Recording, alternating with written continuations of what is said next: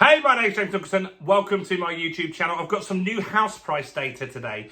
This is house price data from Rightmove, and this is really interesting because house prices are actually down according to Rightmove. Well, this is asking prices.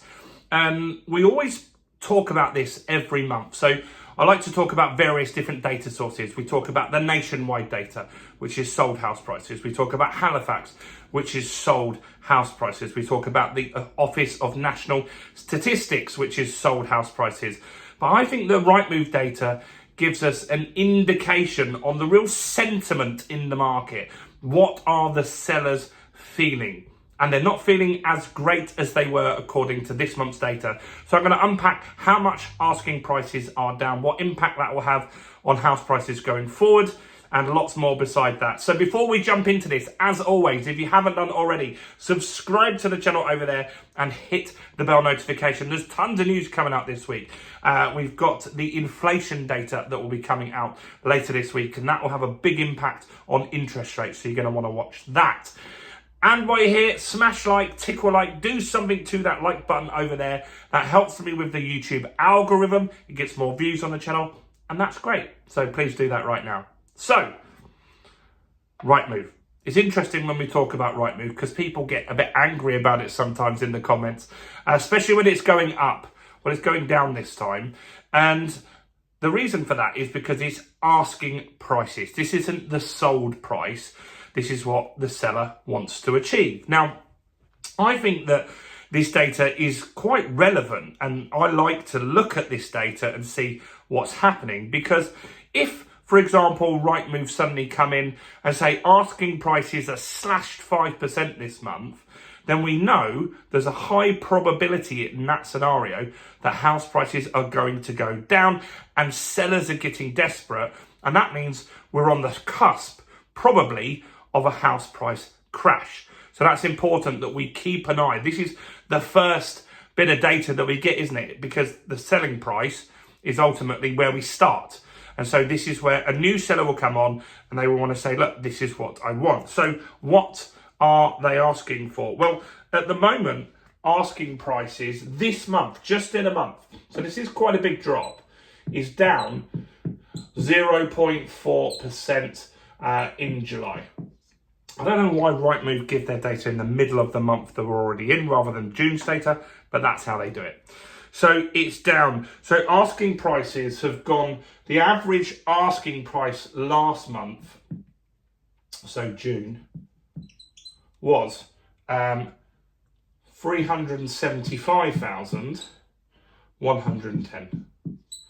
And now in July, the average asking price has dropped to 373,493. So that's 0.4%. That's a fairly big drop in a month, isn't it? And so it indicates that maybe the market's turning a little. Now, they've given some reasons for that, and these things do matter. So the reasons they're saying that the asking prices went down is the Euros.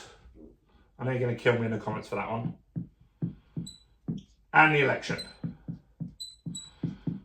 which I think the election's more plausible. There was a lot of people, and we had that in lots of reports that we've spoken about over the last few weeks, where people said they're just waiting to buy. They just want to see who wins the election and see what policies they have once they're actually in power. And so that did come up in a lot of surveys. There was a lot of people saying they're going to delay their purchasing decision. And then the sellers on the market, with a lack of inquiries, got a little bit spooked by that and dropped their prices. So that's interesting to see. Now, is this normal at this time of year? Well, it is actually. So in July, asking prices always drop, but the average drop is 0.2% down in July.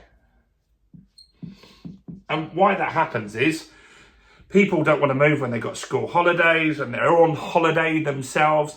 They just don't sell lots of houses in the summer. It's a normal thing. Springtime is probably one of the busier times of the year, and then leading up to Christmas again. The summer is not great for house sellers. And also you've got things like agents on holiday, you've got solicitors on holiday. Everything's a little slower at this time of year. So how are we looking on an annual basis?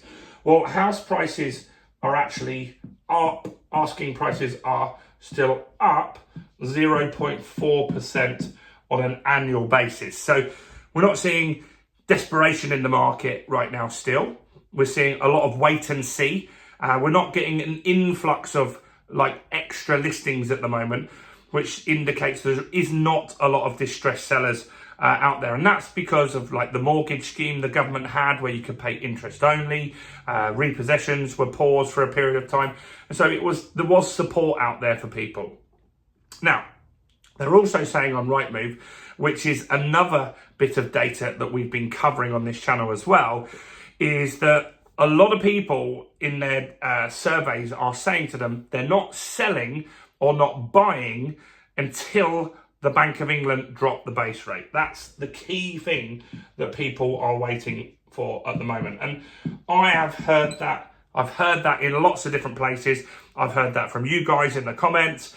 And it just makes sense, doesn't it? If you know at some point, fairly soon, it could be a month, it could be the 1st of August, when the Bank of England have their meeting in August.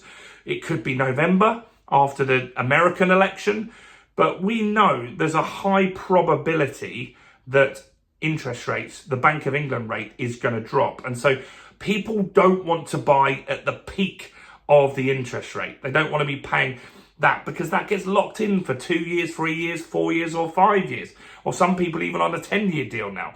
And so that is true. I think people are waiting for the rates to start coming down. The Bank of England have been speaking about that again, and the forecasts are that the rates would go to 3.5% as a base point by 2026, but now it's looking more likely that it will go down to 3%. And so people know that if they wait out, and maybe they don't wait until 2026, of course, if you need to buy or want to buy, you're not going to wait years, but maybe you wait till the rates are down to 4% again. And that will make a big difference in your monthly payments.